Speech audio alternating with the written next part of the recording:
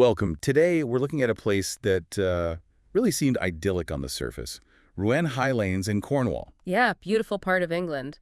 But that peace was just shattered back in 1998. October 20th, 1998, a Tuesday afternoon. The murder of Lynn Bryant. It's deeply shocking. Truly unsettling, Yeah. especially in such a quiet, rural community. And our source for this is a really detailed YouTube video transcript. It covers the whole story, the investigation, everything. Exactly.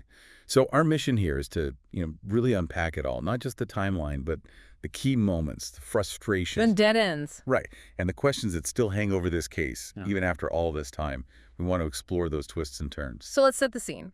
Lynn Bryant, she was 40, a part-time receptionist, well-liked apparently, a wife, mom of two. And she was just doing her regular thing, taking her dog, Jay, a lurcher cross for his afternoon walk. A path she knew well, part of her routine. Left home that afternoon. And the time frame the police worked with was pretty narrow, wasn't it? Between about 1:30 and 2:30 p.m.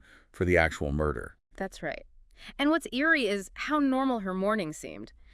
Errands, she popped into work. Oh, yeah, the source mentioned she got petrol. Yeah, and the garage owner remembered something later. A white van pulled in right after her. Driver just sat there, watching her. Gives you chills knowing what happened next. Doesn't it just... So she gets home, heads out for that walk down the country lane. And then tragedy.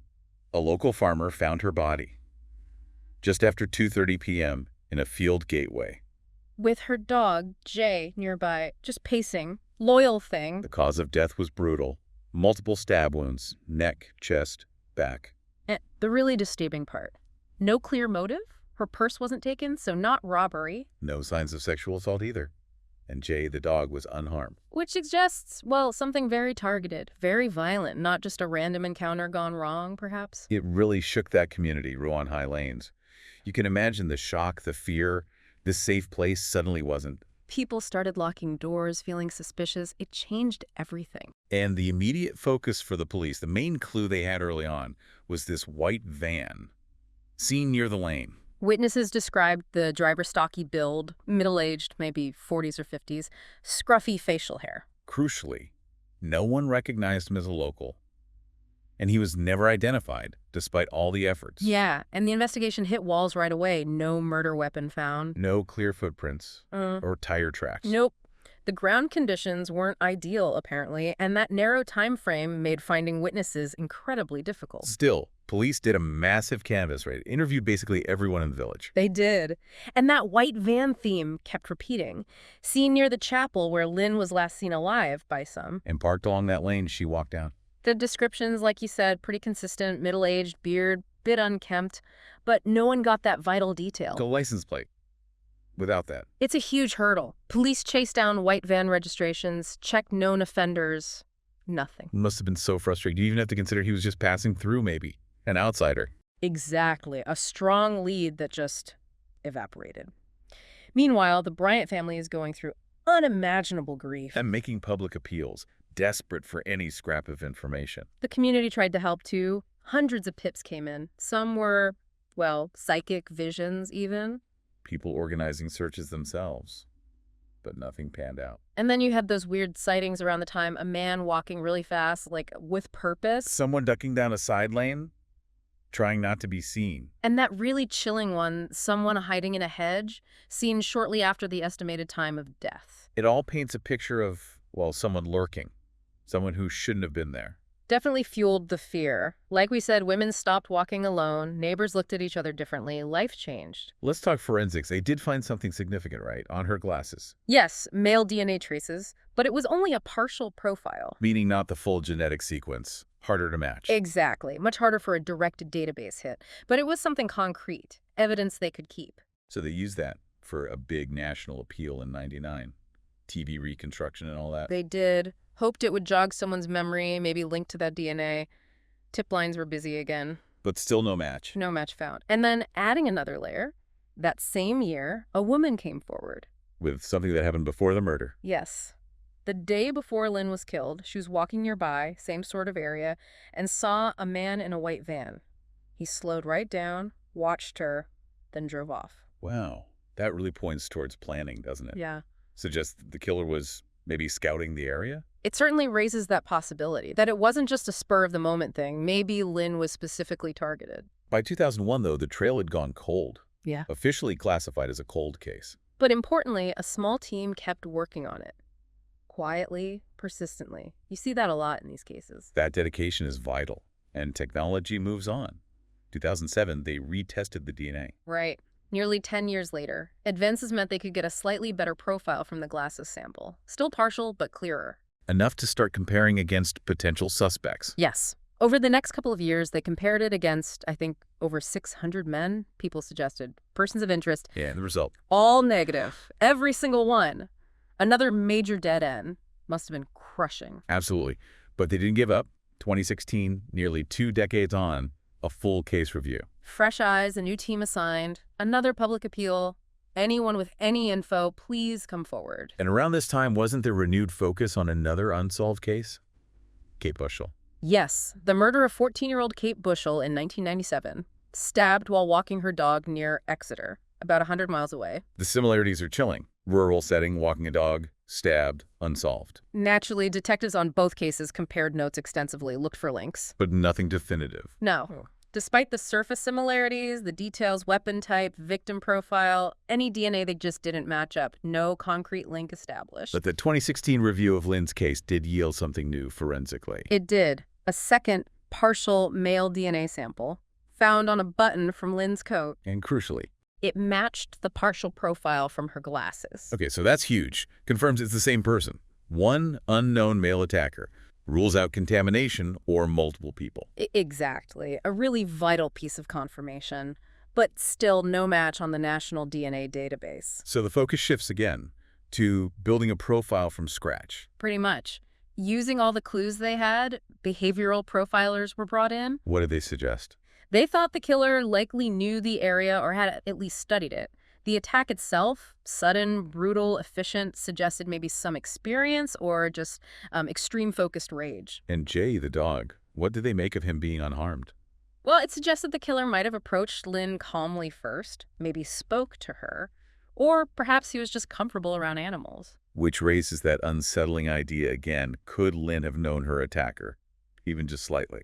It's a possibility they had to consider. Then came 2018, the 20th anniversary. Police went public with the DNA evidence then, didn't they? Yes, revealed they had this partial profile. And they launched a voluntary DNA screening. Asked men who were in the area back in '98 to provide a sample. Just to eliminate them from the inquiry. Exactly. And the response was pretty amazing. Hundreds of men came forward. Locals, tourists, workers. Shows how much the community still wanted answers. Absolutely. But sadly, no match was found among those volunteers either. So where do investigators go from there? They started looking at more advanced techniques. Familial DNA searching. Ah, like they use for the Golden State Killer case.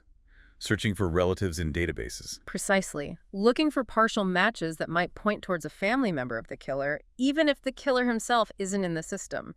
It's complex, painstaking work. And while that was happening, the white van mystery was still active. Oh, yes. Especially that witness statement about it being parked in a lay-by the day before, the driver just watching the fields. That detail feels so significant, reinforces the premeditation idea. It does. It led police to try and track down old guest logs. Hotels, B&Bs nearby, see if anyone matching the descriptions stayed around that time. But records from '98, probably patchy at best. Very challenging, often incomplete or just gone. Another logistical nightmare. So they also started looking further afield. Unsolved cases along travel routes. Yeah, widening the net, looking for patterns, knife attacks, lone women, rural settings. And that led them back to a much older case. Yeah. From 1986. Yes, a woman in a wheelchair stabbed while walking her dog over 100 miles away, but 12 years earlier. The parallels again, walking a dog, daylight attack, weapon never found, no suspect. Deeply unsettling similarities. So investigators requested a reanalysis of any DNA evidence from that '86 case, hoping for a link. While waiting for those results, the case took another twist. An anonymous tip. Right. A man called in claiming he knew someone who matched the description of the white van driver. What made this tip stand out? He gave details that weren't public knowledge, said he worked with this guy in the late '90s who often traveled to the Southwest. And he specifically remembered this guy being away the week Lynn was murdered. Came back really quiet, withdrawn.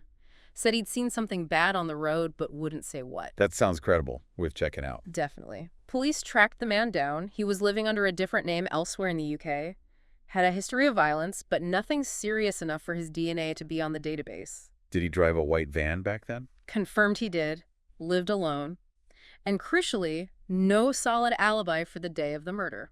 What did he say when confronted? Denied everything. Said he didn't know Lynn Bryant, never been to Cornwall, and refused to give a voluntary DNA sample. Which isn't illegal, but it looks suspicious. Highly suspicious. So police had to go covert, try to get a discarded DNA sample. Like a coffee cup or something. Exactly. It took time, but they eventually got a usable sample, sent it for analysis against the crime scene DNA. And the result? Please tell me it was the match. Frustratingly, inconclusive. There was some overlap, some shared markers, but not enough for a definitive match, not enough for an arrest. Oh, another near miss. The case just kept throwing up these challenges. It did. Became one of the UK's longest unsolved murders. The toll on everyone involved must have been immense. So investigators circled back again, re-interviewing original witnesses. Yes, hoping time might have unlocked a memory, and it did, with one witness. Who was this? A woman who was only 16 back in 1998.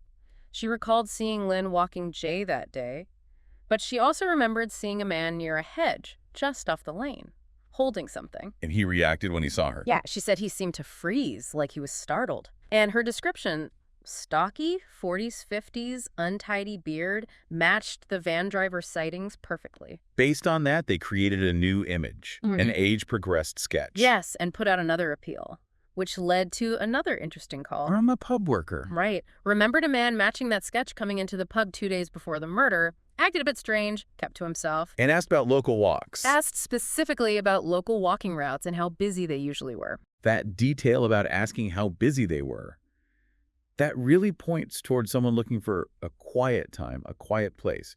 Suggests Lynn wasn't random. It strongly supports that theory. Then, fast forward to 2021, a new high-level forensic review. Partnering with international labs this time, using even more advanced tech. Exactly. Molecular-level analysis of the trace evidence. And this time, a breakthrough. They got a better DNA profile. A much more complete profile of the killer, finally. So with that better profile, what could they do? Back to familial searching. Yes, but now with much more data to work with, building that digital family tree, looking for relatives. And did they find one? They did. A distant relative in the UK. A cousin of the likely perpetrator. So from there, it's detective work, building out that family tree. Meticulous work. Investigators quietly piecing together timelines, learning about the extended family, looking for individuals who fit. Age, location in 98, access to a white van. All those factors. And slowly, a name started to emerge, someone who lived in the Southwest back then. No criminal record, so DNA wasn't on file? Correct. Owned a white van in 98. And significantly left the area not long after the murder. Never came back. So where does that leave things now, according to the source material? Well, the police are understood to be working very actively behind the scenes, finalizing things. But no charges filed yet, no name released publicly. Not at the time the source material was compiled.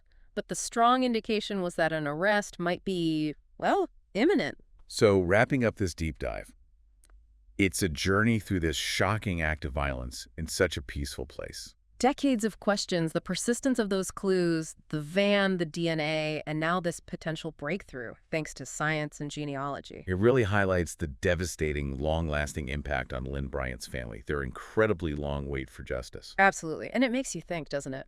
Consider how far forensic tech has come. And the sheer dedication of investigators keeping these cold cases alive for decades.